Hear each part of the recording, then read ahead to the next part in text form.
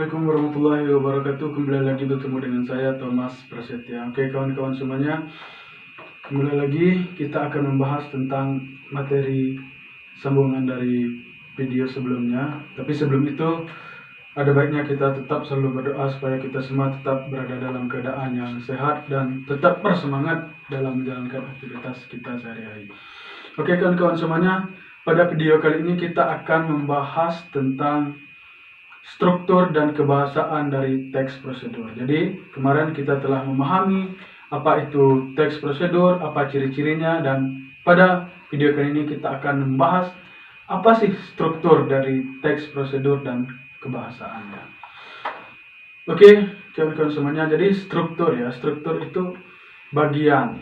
Nah, jadi kalau struktur teks prosedur itu adalah bagian-bagian dari teks prosedur. Jadi bagaimana struktur dan bagaimana teks prosedur itu dibangun, diawali dengan struktur-struktur tersebut. Nah, kali ini pada video ini kita akan bahas struktur dari teks prosedur. Nah, struktur teks prosedur itu yang pertama ada yang namanya tujuan.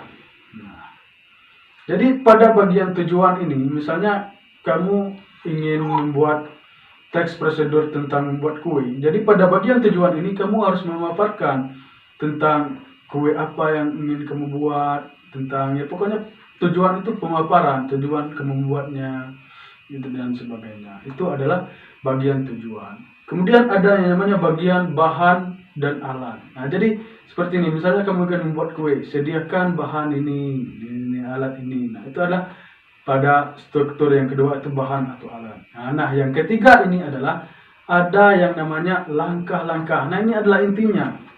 Jadi struktur yang ketiga itu ada langkah-langkah. Nah, langkah-langkah seperti yang saya jelaskan tadi. Yang pertama dalam membuat kue, yang pertama ini, yang kedua ini, dan seterusnya. Itu adalah langkah-langkah.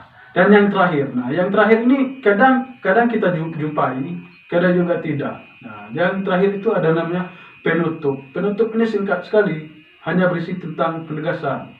Jadi setelah langkah-langkah tersebut bisa saja nanti selamat mencoba. Nah, itu adalah penutupnya.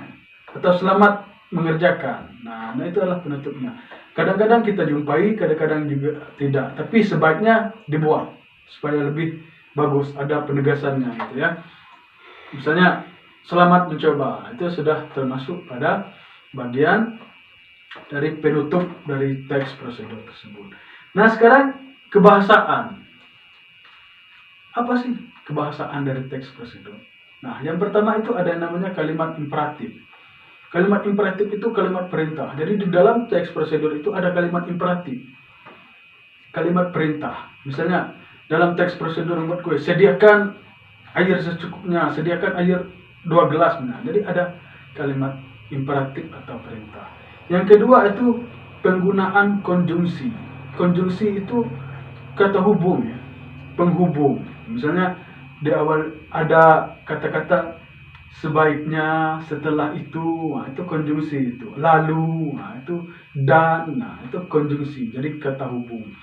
Yang ketiga itu penggunaan kalimat saran. Nah, kalimat saran ini ditandai dengan ada kata sebaiknya, hindari, jangan, sebaiknya hati-hati, misalnya sebaiknya pelan-pelan. Misalnya di dalam teks prosedur itu apabila menggunakan kata sebaiknya, berarti itu sudah masuk ke ciri kebahasaan teks prosedur, itu tentang penggunaan kalimat saran. Saran sebaiknya jangan seperti ini dan semacam itu adalah kalimat saran. Nah, yang terakhir itu ada kata keterangan. Nah, di dalam teks prosedur ini kata keterangan yang digunakan itu ada 3. Yang pertama keterangan cara. Misalnya lukislah kain menggunakan canting. Nah, jadi kata menggunakan itu kata keterangan cara.